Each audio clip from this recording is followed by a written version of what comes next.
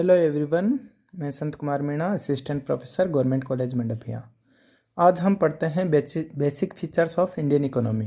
भारतीय अर्थव्यवस्था की मौलिक विशेषताएं कौन कौन सी हैं, इसके बारे में आज हम पढ़ेंगे।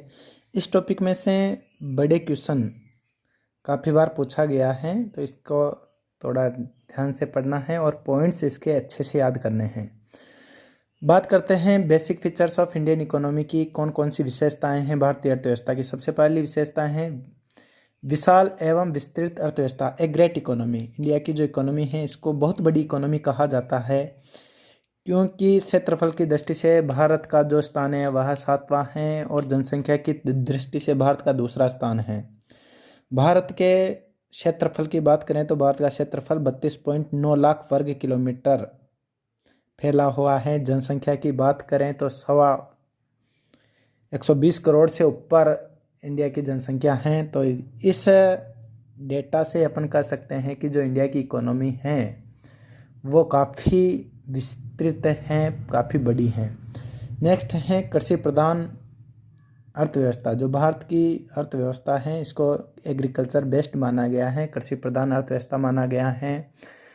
किसी भी देश की इकोनॉमी 3 क्षेत्रों से काफ़ी प्रभावित होती हैं, एग्रीकल्चर, इंडस्ट्री और सर्विस सेक्टर से।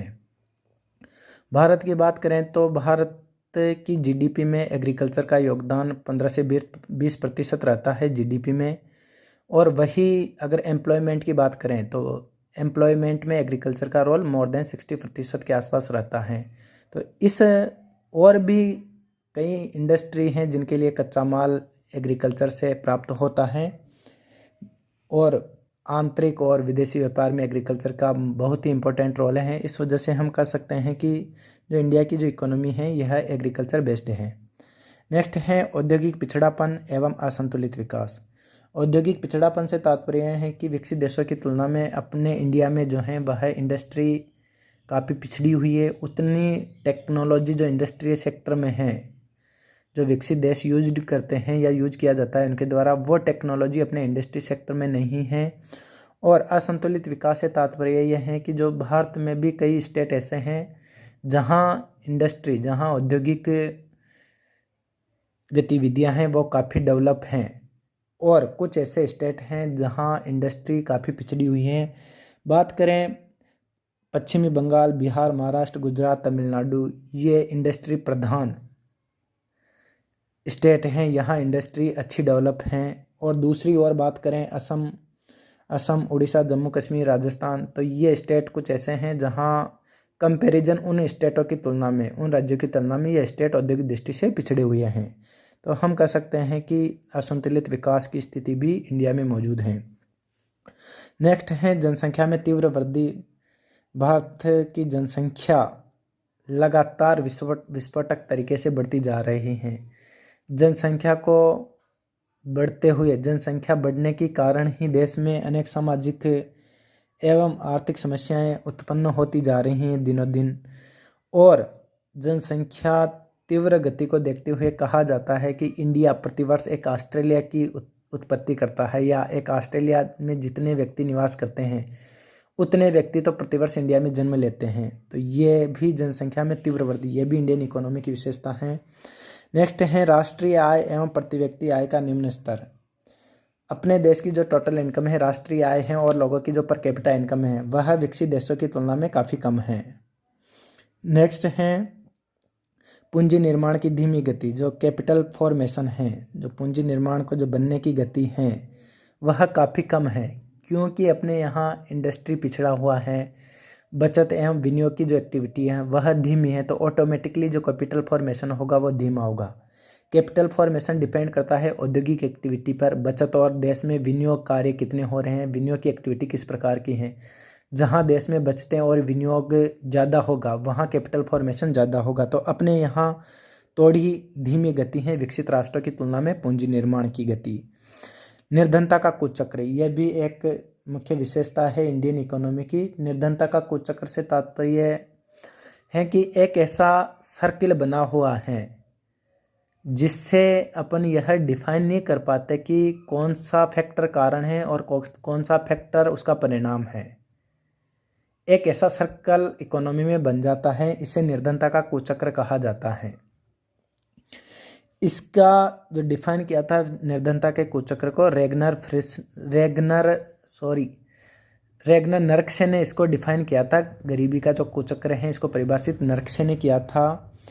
निर्धनता के कुचक्र में निम्न आय के कारण निम्न बचत होगी, निम्न बचत से फिर निम्न पूंजी निर्माण होगा, निम्न उत्पादकता होगी और निम्न पिछड़ापन होगा। तो ये एक ऐसा इकोनॉमी में ऐसा सर्कुलर बन जाता है जिससे बाहर निकलना इम्पॉसिबल हो जाता है और अपन यह डिफाइन नहीं कर पाते कि कौन सा कारण है और कौन सा परिणाम है। इसे कुचक्र को की संज्ञा दी गई थी इनको।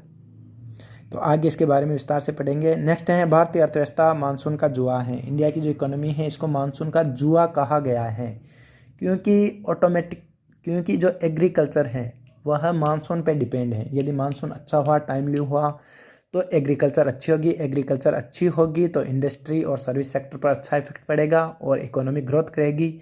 यदि मानसून अच्छा नहीं हुआ, टाइमली नहीं हुआ, तो पूरी इकोनॉमी इससे इफेक्टेड हो जाएगी, क्योंकि अपने देश के पास अच्छे रिसोर्सेज नहीं है, सिंचाई के साधनों की कमी है। इस वजह से इंडिया की जो इकोनॉमी है इसको मानसून का जुआ कहा जाता है, क्योंकि जो एग्रीकल्चर है वह मानसून पे पूरी तरह डिपेंड है। नेक्स्ट है क्षेत्रीय विषमताएं। क्षेत्रीय विषमताओं से तात्पर्य है कि कुछ देश से मतलब नहीं, कुछ स्टेट तो अच्छे डेवलप हैं और कुछ देश काफ़ी पिछड़े हुए हैं। ये क्षेत्रीय विषमताओं को बताता है। क्षेत्रीय विषमताओं से बेसिकली क्या तात्पर्य है? क्षेत्रीय विषमताओं से तात्पर्य है कि निर्धन होता जाता है, अमीर होता जाता है। वो क्षेत्रीय आय की विषमता को बताता है। क्षेत्र की विषमता से तात्पर्य है कि कुछ क्षेत्र जो काफ़ी डेवलप हैं और कुछ क्षेत्र जो काफ़ी डेवलप नहीं है या पिछड़ गए हैं, उसको क्षेत्रीय विषमता कहा जाता है। जैसे बात करें, जहां एक और पंजाब, हरियाणा, पश्चिमी बंगाल, महाराष्ट्र, गुजरात, ये ऐसे स्टेट हैं जो काफ़ी डेवलप हैं, आर्थिक समृद्धि यहाँ तेज़ी से बढ़ रही हैं।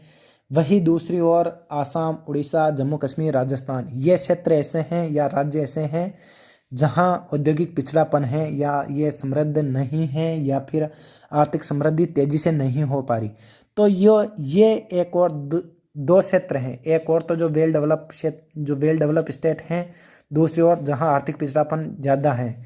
तो इन दो क्षेत्र, इन जो एक कंट्री एक ही है लेकिन राज्य अलग अलग हैं, तो इन राज्यों में क्षेत्रीय विषमता देखने को मिली है। तो यह क्षेत्रीय विषमता सामने आई है। और नेक्स्ट है निम्न जीवन स्तर। भारत में रहने वाले लोगों का स्तर भी निम्न जीवन स्तर है विकसित देशों की तुलना में, क्योंकि यहाँ आर्थिक असमानता, परंपरागत रूढ़िवादी समाज या और भी अनेक कारण हैं निम्न जीवन स्तर के, जैसे प्रति व्यक्ति आय में कमी होना, कृषि एवं उद्योगों का पिछड़ापन, जनसंख्या में तीव्र वृद्धि। निम्न जीवन स्तर के कई कारण हो सकते हैं। तो ये भी एक इंडियन इकोनॉमी की विशेषता मानी गई है। इनके अलावा भी कई सारी विशेषताएं हैं जो इंडियन इकोनॉमी में देखने को मिलती हैं, जैसे विदेशों का बढ़ता भार, आर्थिक उदारीकरण और वैश्वीकरण की ओर बढ़ती अर्थव्यवस्था, असंतुलित विदेशी व्यापार, बाजार की अपूर्णताएं, परंपरागत रूढ़िवादी समाज, आर्थिक असमानता में निरंतर वृद्धि, मुद्रास्फीति एवं बढ़ते मूल्य, नियोजित एवं विकासशील मिश्रित अर्थव्यवस्था। तो ये काफ़ी ज़्यादा पॉइंट से 20-25 पॉइंट हैं। यहाँ सबका उल्लेख करना पॉसिबल नहीं है, न आपको इतने याद रखने हैं। आपको केवल उतने पॉइंट्स याद रखने हैं जिससे कि आपका बड़ा क्वेश्चन सॉल्व हो जाए, और मेरे हिसाब से ये पॉइंट सफिशिएंट है। अब आगे इसमें एक आगे आता है कि भारत एक समृद्ध धनी राष्ट्र है जिसमें निर्धन लोग निवास करते हैं। क्वेश्चन ऐसे बन सकता है या क्वेश्चन ऐसे बन सकता है कि संपन्नता के बीच गरीबी एक विरोधाभास है, इसको डिफाइन कीजिए। ये काफ़ी बार क्वेश्चन पूछा गया है। इसका मीनिंग क्या है? इसमें इंडिया की मतलब धनात्मक और ऋणात्मक, इंडिया की अच्छी स्थिति को भी बताना है और इंडिया की इकोनॉमी है उसकी जो नेगेटिव पॉइंट्स हैं उसको भी बताना है। तो ये क्वेश्चंस काफ़ी बार घुमा फिरा के पूछा गया है, इसको ध्यान से देखते हैं। सपोज करो क्वेश्चन पूछा गया है कि भारत एक समृद्ध राष्ट्र है जिसमें निर्धन लोग निवास करते हैं, तो इसका आंसर देना है, इसके पॉजिटिव वे में देना है अपने को, जैसे कि भारत एक समृद्ध राष्ट्र एवं धनी राष्ट्र है। इसमें इन पॉइंट्स का विवरण करना है कि भारत में उत्तम भौगोलिक स्थिति है, उपयुक्त धरातल है, विस्तृत उपजाऊ मैदान है, विपुल खनिज भंडार है, विविधतापूर्ण अनुकूल जलवायु है। और दूसरी तरफ कि निर्धन लोग निवास करते हैं, इसमें इन बिंदुओं का विस्तार करना है कि निम्न जीवन स्तर है, पिछड़ी तकनीक है, व्यापक गरीबी बेरोजगारी भारत में है, ऊंची जन्म दर मृत्यु दरें ऊंची हैं, ऊंची जन्म एवं मृत्यु दरें पाई जाती हैं, संतुलित विकास का अभाव है। तो इस प्रकार इसका आंसर देना है। एक एक की बात करें, भारत एक समृद्ध धनी राष्ट्र है, इसके पक्ष में तर्क की बात करें तो उत्तम भौगोलिक स्थिति के भारत में पाई जाती हैं। उत्तरी गोलार्ध के पूर्वी देशांतरों में भारत की मध्यवर्ती स्थिति के कारण यह विश्व के प्रमुख व्यापारिक मार्गों पर पड़ता है। कर्क रेखा देश के बीचों बीच गुजरने से भारत में उष्ण एवं शीतोष्ण जलवायु का श्रेष्ठ संयोग विविध फसलों के उत्पादन एवं उपभोग पर अवसर प्रदान करता है। उत्तर में उच्च हिमालय और दक्षिण में तीनों ओर कटाफटा सामुद्रिक किनारा भारत की सुरक्षा, उत्तम जलवायु एवं अच्छे बंदरगाहों के लिए उपयोगी होता है। तो भारत की जो भौगोलिक स्थिति है यह काफ़ी अच्छे प्रकार की है। दूसरी है उपयुक्त धरातल।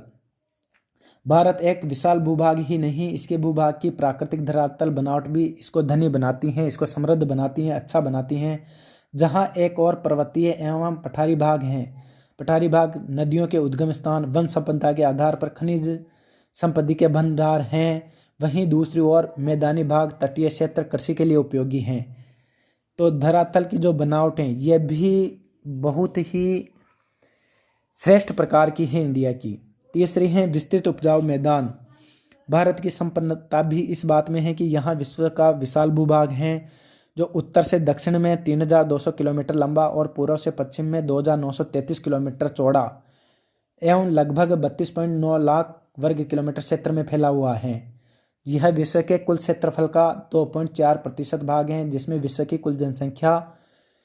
की कुल लगभग 17.2% जनसंख्या निवास करती है। तो भारत का विस्तृत भूभाग है।